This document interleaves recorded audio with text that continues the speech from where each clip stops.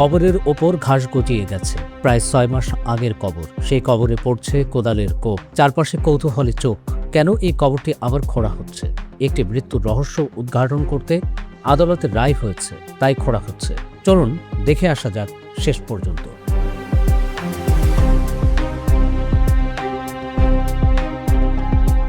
ঘটনাটি ঢাকার ধামরাইয়ের রূপা আক্তার নামে এক গৃহবধূর কবর এটি। তার রহস্যজনক মৃত্যুর ঘটনায় নতুন মোড় নিয়েছে।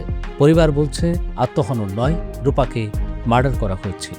এই দাবি নিয়ে রূপার পরিবার আদালতের শরণাপন্ন হয়। আদালতও বিনা জিজ্ঞাসায় ছাড়তে নারাজ। গত বছর 28 নভেম্বর রাতে ইসমাইল হোসেন নামে এক ব্যক্তির মালিকানাধীন একটি টিনশেড বাসা থেকে রূপা আক্তারের নিষ্প্রাণ দেহ উদ্ধার করা হয়। ধামরাইয়ের যাদবপুর ইউনিয়নের আমরাইল রাঙ্গাপাড়া এলাকার মোহাম্মদ জাকির হোসেনের স্ত্রী রূপা তড়িঘড়ি করে তার দাফন করা হয়েছিল। তবে নেপথ্যে রয়েছে হয়তো অন্য কোনো রহস্য। সেই রহস্য ভেদ করতেই এই কাজ করা হচ্ছে। এই ঘটনা ঘিরে যাদবপুরে ব্যাপক চাঞ্চল্যকর পরিস্থিতির সৃষ্টি হয়েছে। নায়াসিনামাইড ও স্যালিসাইলিক সমৃদ্ধ লিলি ফেস ওয়াশ যা ফেসের ডেড স্কিন সেল দূর করে দেয় দ্বিগুণ ফাস্টার ব্রাইটেনিং।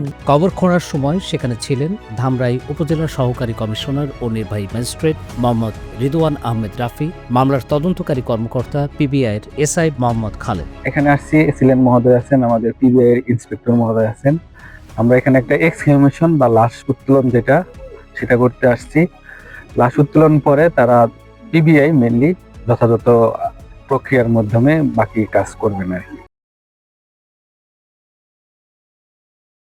নায়াসিনামাইড ও স্যালিসাইলিক সমৃদ্ধ লিলি ফেস ওয়াশ যা ফেসের ডেড স্কিন সেল দূর করে দেয় দ্বিগুণ ফাস্টার ব্রাইটেনিং।